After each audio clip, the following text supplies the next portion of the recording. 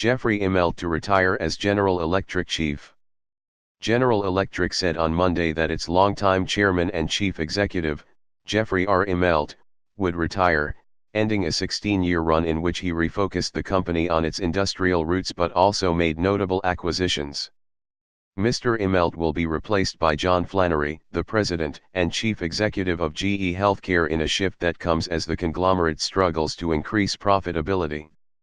GE has been under particular pressure since Trian Fund Management, which is run by the billionaire investor Nelson Peltz, took a big stake in it nearly 2 years ago. During this time of dynamic global markets and relentless focus on technology and operational excellence, there is no better person to lead GE than John Flannery, Jack Brennan, the company's lead independent director, said in a news release. He brings unique experience and a strong skill set to the job. Mr. Flannery, 55, will become chief executive of GE on August 1. Mr. Immelt, 61, will remain as chairman until he retires on December 31. Mr. Flannery will then add the role of chairman on January 1, 2018. GE also said that Jeff Bornstein, its chief financial officer, would be promoted to vice chairman. The company said its board had overseen a succession planning process since 2011.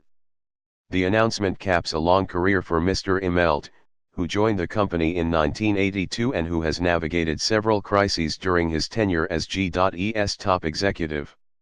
He replaced Jack Welch, G.E.'s legendary chairman and chief executive, just days after the September 11, 2001, terrorist attacks in the United States. Mr. Immelt also steered GE through the global financial crisis and oversaw the sale of the bulk of its sprawling finance arm, GE Capital. Though focused on its industrial businesses, GE has retained some financing operations related directly to those businesses. GE has not shied away from making headline-grabbing moves during Mr. Immelt's tenure. 3 years ago, the American company made a $13.5 billion deal to take over the power business of the French giant Alstom. The move was part of efforts to extend G.E.'s reach in providing electrical utilities with generating equipment and power grid distribution systems. GE and competitors like Siemens see big opportunities in that sector as the world moves away from coal and toward cleaner natural gas, solar power, and wind energy.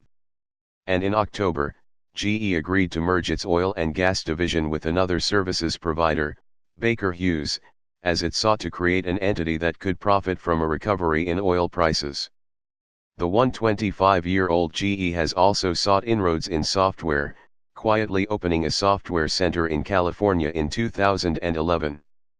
Mr. Immelt had said he wanted GE to be a top 10 software company by 2020. Like Mr. Immelt, Mr. Flannery is a veteran of GE, beginning at GE Capital in 1987 with a focus on evaluating risk for leveraged buyouts.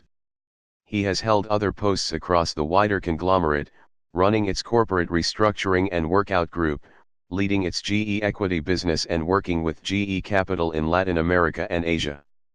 In 2013, he took over business development at the corporate level, where he was involved in G.E.'s acquisition of Alstom, the shrinking of GE Capital and the sale of GE Appliances. Mr. Flannery joined GE Healthcare in 2014, overseeing a turnaround of that business, the company said. John is the right person to lead GE today.